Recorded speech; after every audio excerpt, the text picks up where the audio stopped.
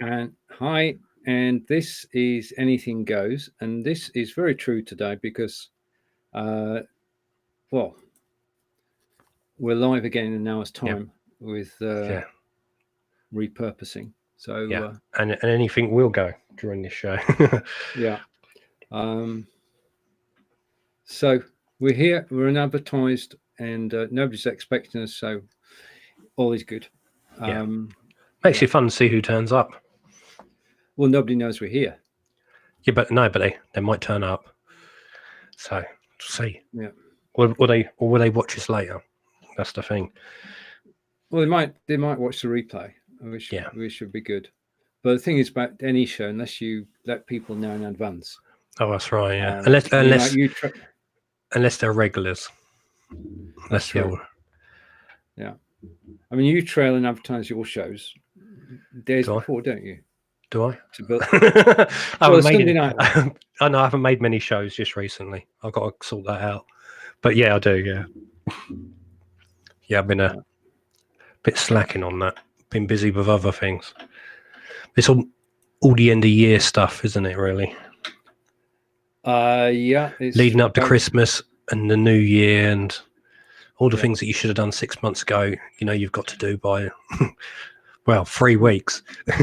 You've got to create a schedule for 2020 as well. You've got to decide what you're doing. Now, you mentioned something. Yeah, but the thing is, I've tried keeping a diary, making notes of the thing. But somebody who looks at the past a lot, keeping a diary of the present day isn't easy because you're always looking at the past, so you can't keep up with what you're doing now. Understood. Yeah. Okay. You were saying about my idea as well. Oh yeah, you mentioned it. Yeah. What I'm thinking about doing, looking. Oh, you can see from what I got an elf, alien life form. And what was I saying? Yeah, put myself off. I'm thinking about doing a live broadcast, a Cambridge Historian live, but not any Cambridge Historian live at some point next year. A Cambridge Historian live in front of an audience. So looking at getting a location, getting a group of people down live in the audience and broadcast it live as well at the same time via YouTube or Facebook and see how that goes. I'm all one for trying new ideas and seeing what you can do and seeing what happens. Did that with the 12-hour charity broadcast last year for fight bladder cancer. And of course, I saw your post the other day bringing that up, reminding how well it went. It's a hard thing because it was a brilliant event. Everybody involved was brilliant, and it came across really well. And it wasn't to raise money, but we did raise money. It was to make awareness of bladder cancer. But what makes it hard is Andrew, the founder of Fight Bladder Cancer, was involved in the production, but sadly he's no longer here. So it's quite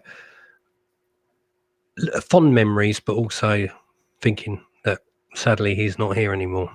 So it becomes part of his legacy, doesn't it? Oh yeah, definitely, yeah. Because I mean, I could have shared the first show, but I shared the second one on purpose because Andrew was on the show, but not leading the show. But it's poignant memories, and I mean, they are continuing the work that he started. Oh yeah, it's still going strong and doing its job, and his wishes have been fulfilled. So that's all he could have asked for, I think. Indeed. Right, if you're watching this, there's a show after this. In fact, there's a show before this, and there's a show after this. I'm just going to bring up a. How do we watch the show before now? Isn't that a bit late? I know. Bear with me. I'm going to bring a video up, and I'm going to go switch your camera off, switch my camera off, so people can still hear us. If I can switch my camera off, yes, and I'm hopefully going to bring the video up, and I'm going to press play.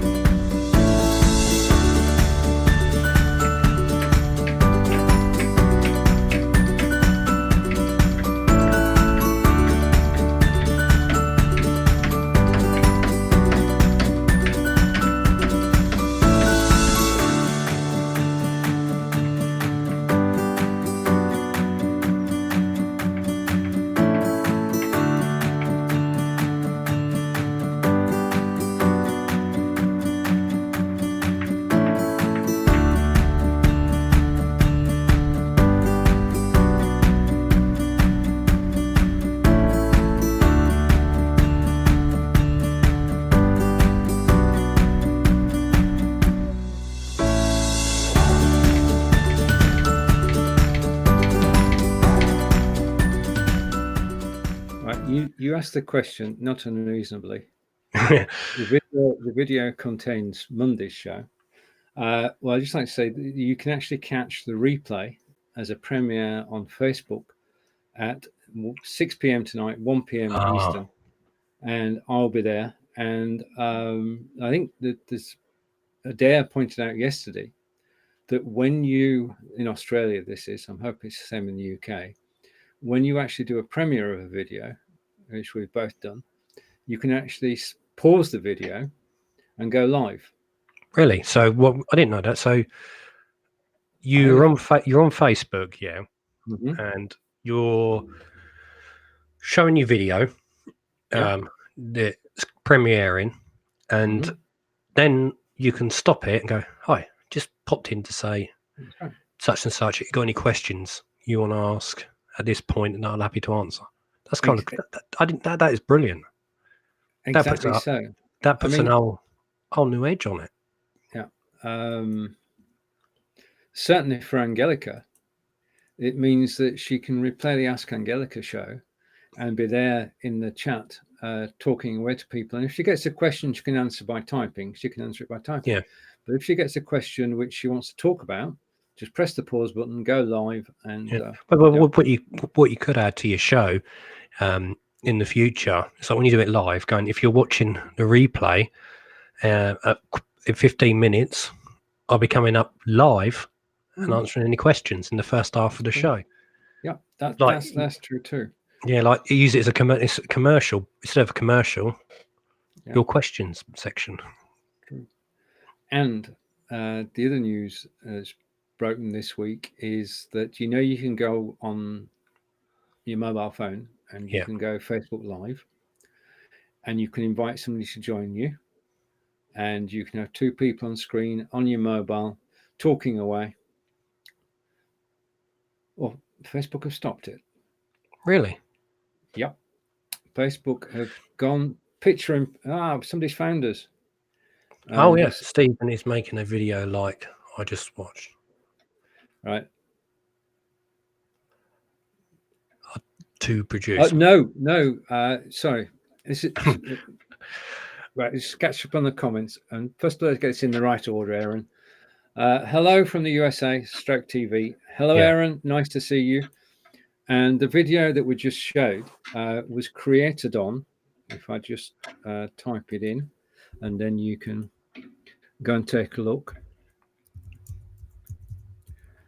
I created it using InVideo, and I've been using it for 4 months now, and I've got to grips with it. And yes, I'm not artistic at all. Artistically challenged me. I couldn't paint or draw or anything like that. But with InVideo, it's really easy, isn't it? It's really very straightforward. Yeah. It's like some software you get, and you just no, I can't cope with this. I've got some animation, and I'm going to speak probably in a minute. Animation video software. I don't know what the thing is, and it's used same sort of software that's used to make some cartoons on programs on TV. And I thought, I'll make some short cartoon. No, cartoon. You're trying to get the typing right. Some short cartoon things, and I can't even get anywhere with it. It's like all these boxes everywhere. Do this, do this, do it. And like I watched tutorials on YouTube of how to use it, and I still can't get my head around it. It's like, whoa, you've got to be like a. Right. Well, I mean, InVideo takes a totally different approach. That's what I mean. Okay, makes it so easy. Yeah, we've got all the bells and whistles, but we're going to hide those. All you need to be able to do is to have a blank piece of paper, and you can put text on it, or images on it, or a video. Then you decide how long you want it to be, and then you press create, and we create a video you can download and use any way you like. That's what I mean. It's so quick and easy. It's a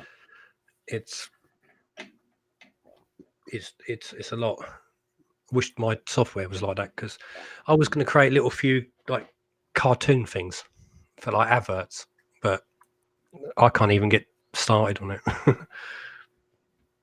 But It's the only thing you need, he said, is time, and that's the biggest problem, isn't it? yeah, it Is is. having Yeah. time to get around to it.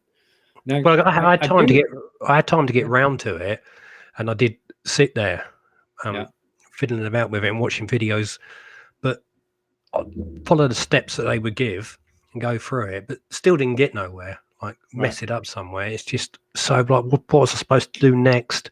And there's so many little things involved to make something little like happen. So you got loads of things you have to do to make one little thing happen, and you think you've got to have a lot of time spare just to even start. That's Really. true. I mean, well, if you watch the Aardman films, where they do stop animation, I think that would be easier than using this software, to be honest, because you've got a camera and you're moving it slowly. At least you're getting forward somewhere. You're filming something. With this, I haven't got past the first thing really. yeah. So stop motion animation is not is the best way to go then. Yeah, no, I remember doing that. Like back in the day at school, college, and having a big old VHS camcorder and stop motion little Play-Doh models and stuff as part of media studies. And I think like most people around my age probably did that as well. And you think it's brilliant that you're doing this and like, oh, I made that. And I think if I look back on it, how crap it really was. Well, it's like looking back at television. Yeah. It was, if you look at the sets of some of the sci-fi series back then. Oh yeah, but that's what made it's one sci-fi show. Definitely got Doctor Who. You look at the sets and all that, and how bad they really were. But you can imagine, probably back in the 60s, that was probably cutting edge to them. State of the art. Yeah, and when they were using, I know that when they were using green screen in the early 70s in Doctor Who. When John Pertwee took over, but that was like amazing feat, even though it looks really rubbish now because things have progressed. But back then, that was a massive. Yeah. I mean, that's true. I mean, we can do green screens on our own now. Yeah, which would have been impossible. It was so expensive to do in those days. That's right. The funny thing is, I think the production crew must have loved green screen because they're thinking, yes, at last we don't have to build sets. Well, that's it. It makes life a bit easier. Yeah. Green screen still used today, but of course it's very different to how it was then. Yeah. That's true. Right, okay. I don't know what sci-fi shows you remember. Do you remember Lost in Space and all that? Lost in Space, Blake 7. Blake 7, that's it. Yeah, Blake. Yeah. Really weird Space ending. Space 1999. Not too sure. I know of it, but I don't think I've watched it. But the funny thing is, Blake 7, the ending was very, very strange. They all got shot. Oh damn! If anybody's not watched it, then know how it ends now. Right, you're okay. The other thing that's happened this week, of course, on YouTube is Copper, which is basically YouTube now have a situation where every single broadcaster has got to decide whether their content can be seen by people under the age of 13. Yeah, I've seen that. Well, what I've noticed on it. Oh, whoops, sorry, pressed the wrong button. Yeah. What I've noticed on it is it says, "Is it for children under a certain? I can't remember what age, certain age." 13. Yeah. Or is it not? Does that mean if you say no that they can't see it? Correct. That's good. A good move in that. Yeah, it's good. It's good for protection. I mean, the thing is, you've got three options. You've got yes, it's for children under 13. No, it's not. Or I'm going to decide on a show-by-show basis. So you might have shows which are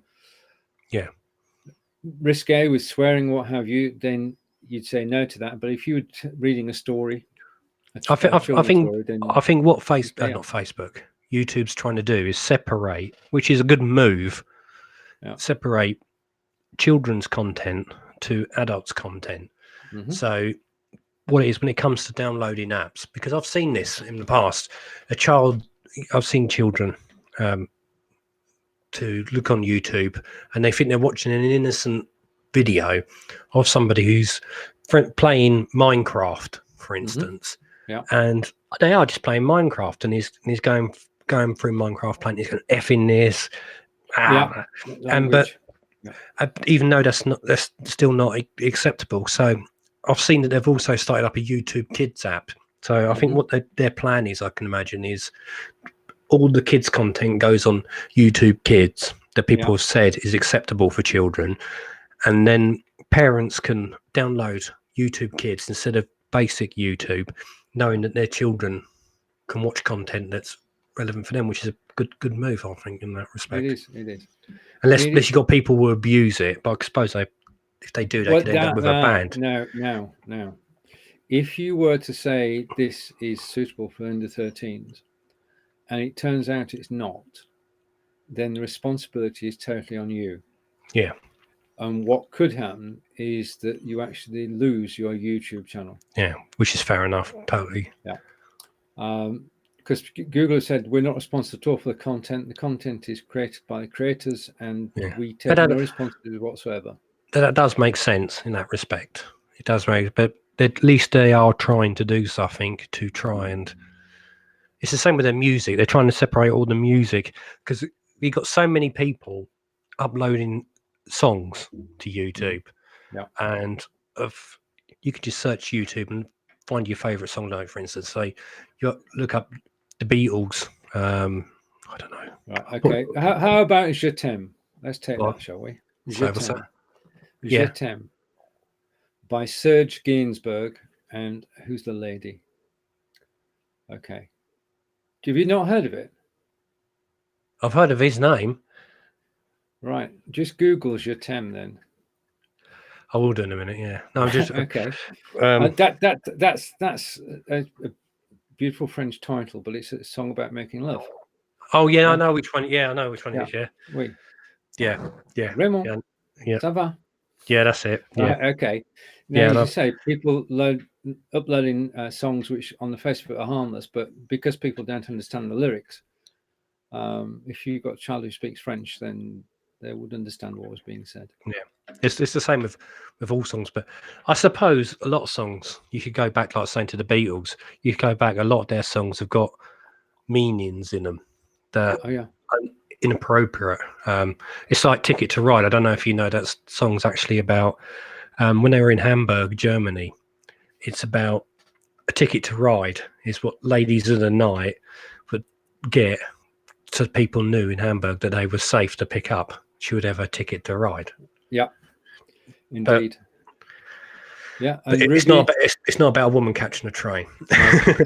How about, because I'm from Burnley, which is near to Blackburn, 64,000 hulls in Blackburn, Lancashire. Yeah, well, what is that? I can imagine that's not. I've always thought that it's something. It's a Beatles song. Yeah, it's a day in a life. And it's about shooting up. Is it really? Yeah. But so they struggled with the verse in that song. I love to turn you on. They actually look at it now. Songs you got out now. That's nothing compared to what's out now. And we say hello to Kelly, and Kelly, Aaron's here too. So, what was the other? Working Class Hero by John Lennon. Brilliant song, and it's got swearing in it, but it's his way of making a point. But back then, EMI, when he released the album, Plastic Ono Band, they didn't want that in it. And the story goes that if in the lyric sheet, they delete the words out, and he didn't want it deleted out because he said, "Oh look, this is part of the song. It's making a expression of how it feels. You know what I mean? Expression of what I'm trying to say." And they made him delete it out, and he made them put it at the request of EMI that he didn't want it. That they made him delete it. And nowadays, they don't care what they put in it. No, you've got artist freedom. Yeah. So that's good. So that's Copper and YouTube, and I've signed up. All you need to do is to go to Creator Studio settings, advanced settings, and you can either say yes, this is okay for people under 13. No, or maybe. And if you say maybe, it means you've got to categorize every video that you do. So that's another thing that we have to do. And So it's if all you've for not good. done it, Google will keep reminding you. Yeah, it's all good though. It's all good for the right reasons. Yeah. Well, it's fortunately in this case it's common sense, Yeah. isn't it? Yeah. Which is good. All right. Okay. And in case you're just coming in and you haven't heard about Facebook picture in picture, I'll just go picture in picture just to explain this. On Facebook, you could go live. There you are, picture in picture. You could go live with a friend from your mobile phone. Pretty soon, in fact, very soon, you'll not be able to do that. And you'll have to use an application.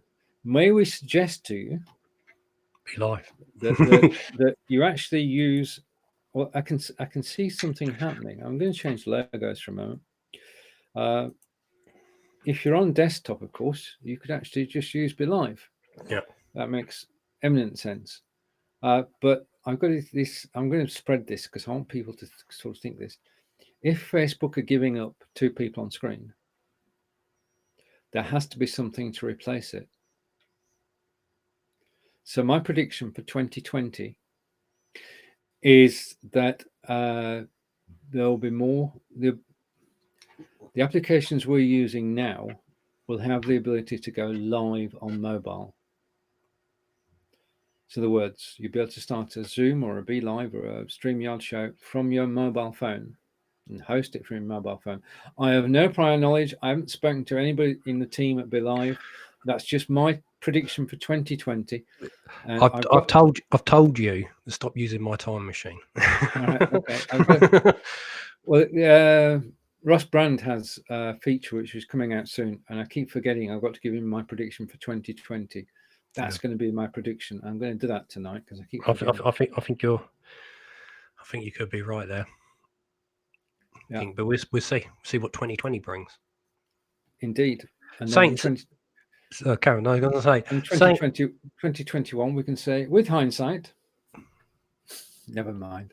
if we were right or wrong. Yeah. And apologise if we're wrong. By Joe. Hello, Joe. Good to see you.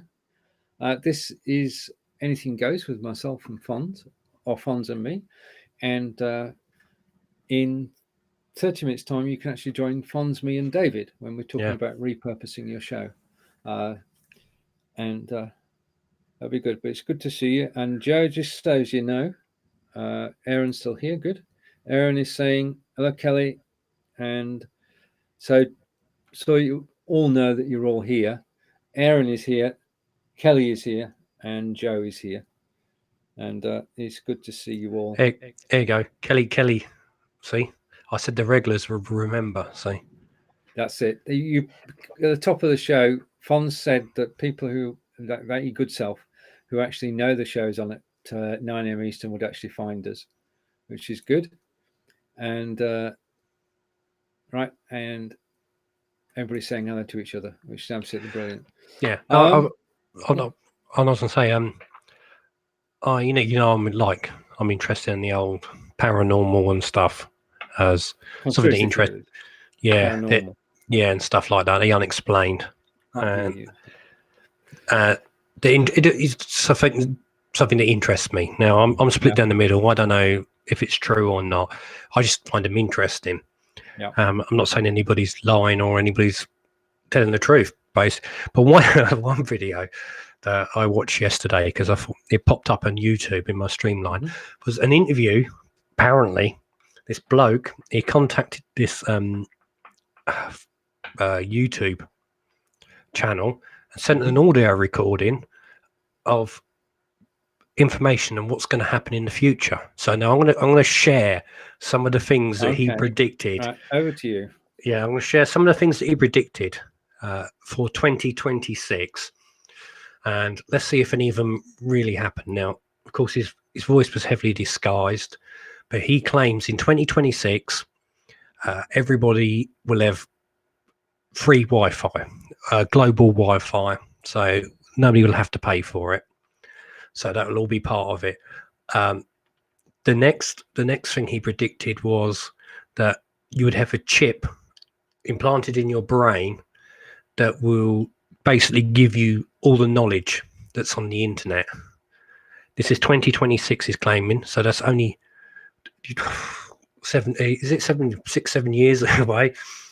7 years. Six and a bit. Yeah, about that. Claiming this is going to happen in this short period, because it is quite a short period, and they give you all the information of the internet, basically. So if you're wondering what the weather is, saying this chip will tell you in your head, oh, it's going to rain today. So a bit scary. And another one will be implanted in your hand that tells you that you don't have money and that you wave your hand over and it will all be done. Money will be that way. There will be no actual thing that you hand over. That's some of his prediction. The other one was, I'm trying to remember what the other one was. The other one was that that you'll be able to 3D print body parts in a 3D printer, and you'll be able to replace parts in your body with 3D produced machinery.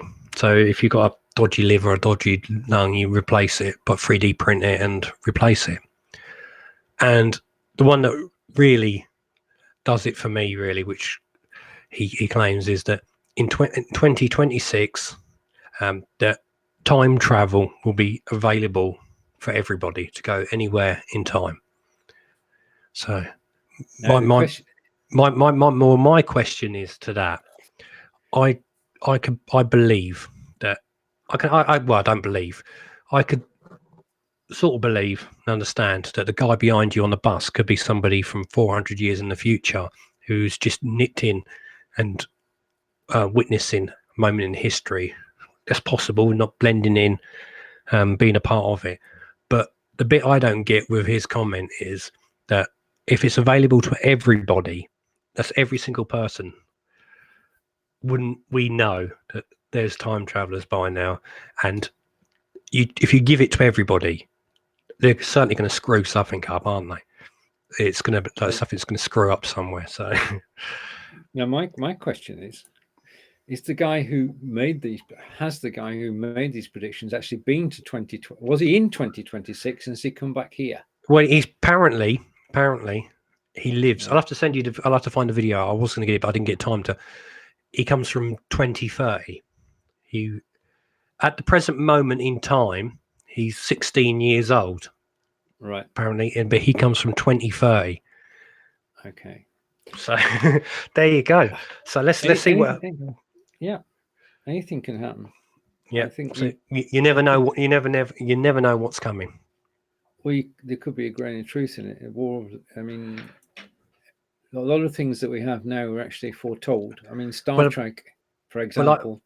Well, I was going to say, I think basically what he's telling us, he's like you're saying, foretold. Is basically how I would think the future would be anyway. I think, we could end up with chips implanted in us so we can pay for money, so we don't need passports or anything. All our information's on a chip. That seems feasible. It's everything that is feasible.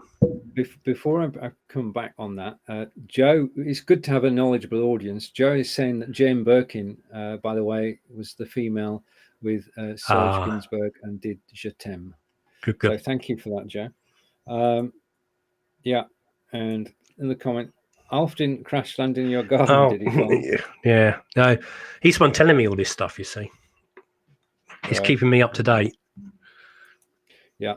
Now, going back to your implant theory, whether it be implants in your brain, which they are doing at the moment for medical purposes, or an implant in your hand to say you are, the one big thing about that is that not many, people won't want it, and you couldn't actually say you have to at the moment because we've still got freedoms. And if it's voluntary, then there has to be a benefit of doing it to Definitely. be chipped. So asking the audience then. Yeah, and I don't think in 6.5 years that would be compulsory, because like you said, people got freedom of what they want, and within 6.5 years, there's no way it's going to be compulsory. It's like if you look at old money, because that's what it says to do with old money.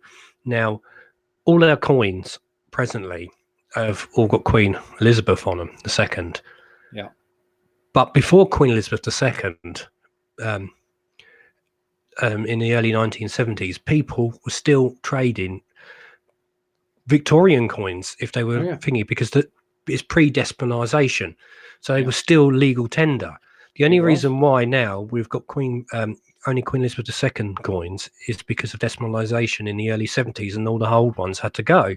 Now, when Queen Elizabeth II sadly dies, we were still trading her money for a long while. So you can't just give up all money and change it to a plant in 6.5 years.